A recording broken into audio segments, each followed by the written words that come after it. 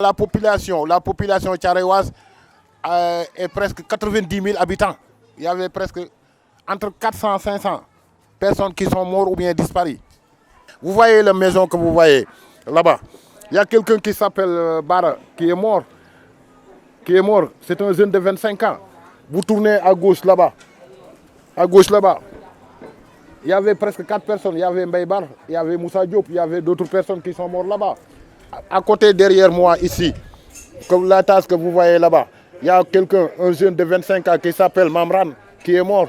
Derrière moi, ici, il y avait un jeune qui s'appelle Mbaïsar, qui est mort aussi. Vous voyez là-bas. À côté, vous voyez que des gens que vous voyez là-bas, Baï qui est disparu aussi, qui est là-bas aussi.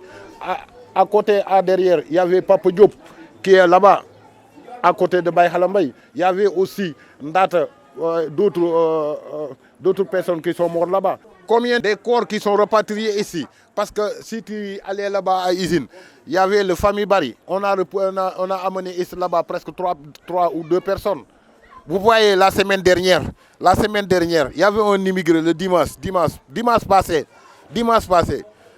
Il y avait un immigré qu'on a tué là-bas en Moursia qui s'appelle Amoudouad. Lorsque j'étais là-bas pour célébrer le 18 décembre 2016, on l'a amené ici à Dakar pour faire son entraînement sur les cimetières de Thiaroye-sur-Mer.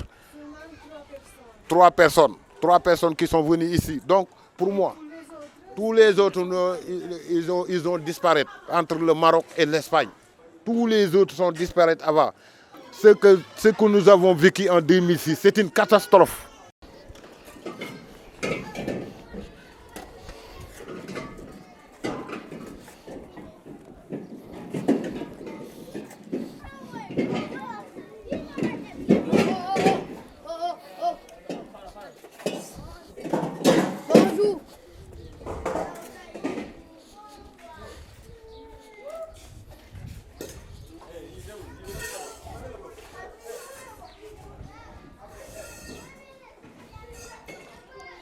Il y avait quelqu'un qui habite ici aussi. Il est disparu sur l'immigration illégale. Il habite ici. Oui.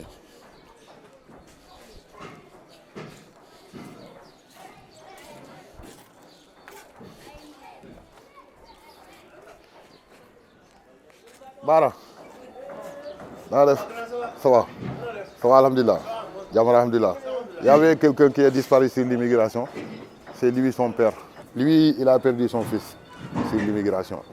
Mais moi, j'ai fait l'immigration. Lui aussi, il a fait l'immigration. J'étais au Moussia. On n'a jamais fait quelque chose pour lui. Non. Lui, il s'appelle Barakat. Son fils s'appelle Alsan Diop. Oui, lui, il s'appelle Barakat. Son fils s'appelle Alsan Diop. Il faut venir à la base, discuter avec les gens. Au lieu de prendre des fonds pour travailler avec les ONG ou bien les autres organisations. Il faut venir à la base, trouver des gens comme lui, parler comme lui, parce que lui, il a ses ambitions, il a ses projets. Si les gens discutent avec lui, on peut trouver quelque chose. Oui, ici, il y a beaucoup d'ONG. Oui. Mais ils travaillent pour eux, pas pour les autres. Mais ne travaillent pas pour les autres. Non. Il y en a beaucoup. Oui, sur la migration. Ouais, qui disent que voilà, nous représentons les immigrés, ainsi de suite. Mais il n'y en a pas. Mais ici, il y a les moyens de travail, effectivement. Il y a beaucoup de moyens de travail. Parce que si on fait des financements, si on fait des projets, les gens vont rester ici travailler. Effectivement. Ça manque beaucoup. Oui. Il faut arrêter de travailler. Il faut que l'Union européenne ou bien les États européens arrêtent de travailler avec les ONG. Venir ici à la base, travailler avec ces gens comme ça. Bara. Ici aussi, ils ont perdu presque ces gosses qui sont dans les cimetières. Oui. On va continuer par là. En 2006, j'ai allé passer la nuit avec mon frère et mes petits frères à côté de Ngor pour passer la nuit pour pêcher là-bas. Lorsque j'ai arrivé ici, J'ai entendu les gens qui disaient, parce qu'à l'époque, il y avait 3 pirogues qui sont partis là-bas en Espagne. J'ai entendu le rumeur qu'il y a des pirogues qui sont partis là-bas en Espagne. J'ai sorti de ma maison pour aller au bord de la mer, pour demander les gens qu'est-ce qui se passe. Ils m'ont dit qu'il y a des pirogues qui sont arrivées là-bas en Espagne, aux îles des Canaries. Bon, je les ai demandé, c'est quel jour? On m'a dit ça fait presque 5 jours. Bon, j'ai allé en Internet pour essayer de revoir ces choses. J'ai vu dans l'Internet qu'il y a des îles qui sont à côté de Maroc, entre le Maroc et l'Espagne, qu'on s'appelle l'île des Canaries et les autres îles. Il y avait beaucoup d'îles là-bas. Bon, j'ai demandé en l'Internet, c'est combien de kilomètres? On m'a dit que c'est presque 1300 kilomètres. C'est à l'époque que j'ai sorti pour discuter avec mes copains au bord de la mer, disent qu'entre le Sénégal et le Maroc, entre le Sénégal et l'île des Canaries, c'est presque 1300 km. Donc, avec les 40 chevaux, on peut faire la trajet, courir dans 4 jours ou bien 5 jours sur le bon temps. Si tu n'arrives pas sur les 5 jours, tu peux dire que tu as échappé les îles des Canaries. On a discuté sur ça. On a commencé de discuter pour comment faire pour mettre un pirogue en place pour que les gens viennent, pour qu'on amène de l'argent pour partir là-bas. À l'époque, on a trouvé qu'on a presque 100 personnes. 100. Chacun a donné presque 400 000. 400 000 CFA. On a acheté une pirogue et une machine et du carburant entre 1 500 000. Entre 1 500 000 et 2 millions de carburant. On a acheté un sac de riz. On a acheté un bidon de l'huile et 2 gaz pour essayer de faire la nourriture. On a créé aussi des bidons de 15 litres, entre 15 bidons pour l'eau, pour boire de l'eau. Bon, on a attendu le jour, le 28 février, qu'on a pris départ pour partir aux îles des Canaries. Parce qu'à l'époque, les voitures viennent ici. Les voitures viennent ici, déposent les immigrés ici, pour que les gens prennent les pirogues ici pour partir. C'est ici que les gens viennent, rassemblent ici, pour prendre les bateaux pour partir en Europe, en Espagne. Vous voyez ici, en 2006, c'est un point de départ. Les gens viennent ici, rassemblent ici, pour essayer de prendre les pirogues ici. C'est pourquoi on dit le nouveau aéroport en 2006. Parce que les gens ici, c'est ici l'aéroport international pour partir là-bas aux îles Canaries. Oui.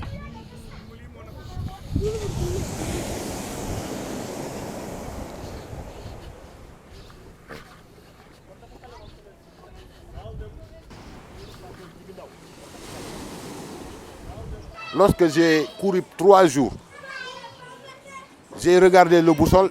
Le boussole m'a dit que tu vas arriver là-bas demain. J'ai commencé de danser dans la pirogue. J'ai commencé de dire que maintenant c'est fini. C'est pourquoi à l'époque, les pièces de monnaie de CFA que j'étais dans ma poche, je commençais de les jeter dans la mer pour dire que maintenant c'est fini. Parce que demain, je vais entrer, vers midi, je vais entrer en Espagne. Je vais trouver du travail. Je vais trouver beaucoup de choses. Mais en fêtant là-bas presque 20 jours, 25 jours, vous voyez le ministre de l'Intérieur du Sénégal, Maître Ousmane Ngom, et le ministre des Sénégalais de l'Extérieur, Cheikh Tidiane Gadio, ont venu là-bas en Espagne pour signer un accord avec les Espagnols. C'était en 2007. En 2006. Signé un accord avec les États espagnols. Bon, il y a les policiers espagnols qui nous disaient que, mais écoutez, vous êtes ici dans le centre, mais votre ministre de l'Intérieur et votre ministre des Affaires étrangères ont venu ici au Sénégal pour signer un accord pour que vous vous retournez là-bas au Sénégal. Ce qui est grave, on nous a menottés avec des cordes blanches pour nous mettre dans l'avion, pour nous amener ici. Lorsqu'on est venu ici, on nous a donné 10 000 francs CFA. Vous connaissez 10 000 francs CFA? 10 000 francs CFA et un sandwich.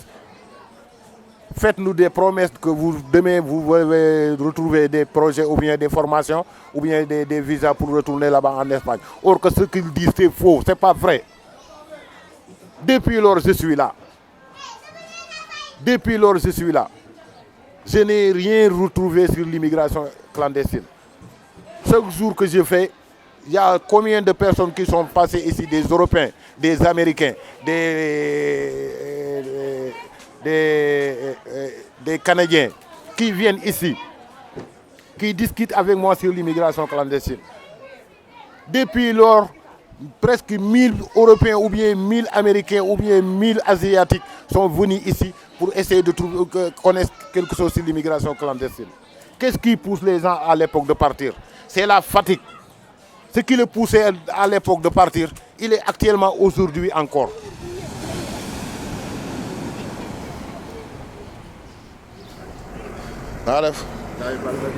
On a l'occasion de le voir ici. Il fait partie de l'association. C'est un maître plombier.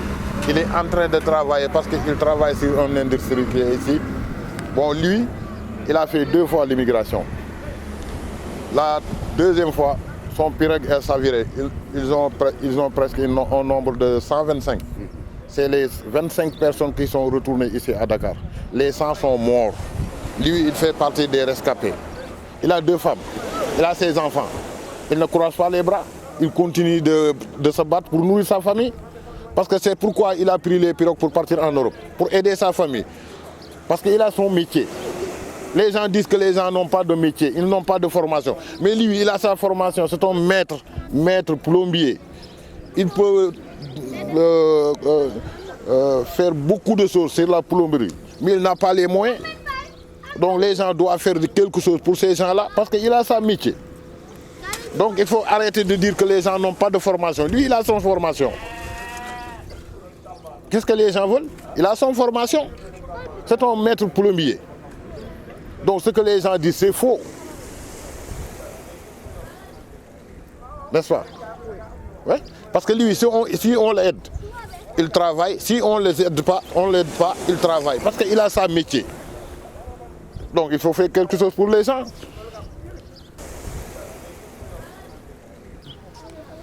L'État a fait son choix, aller là-bas, faire son signature. Vous me disiez que l'État a fait son signature gratuitement pour amener les gens ici.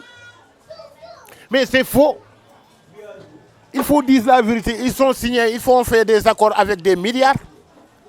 Donc pour moi, ce n'est pas un honte. C'est l'État du Sénégal qui nous a vendu.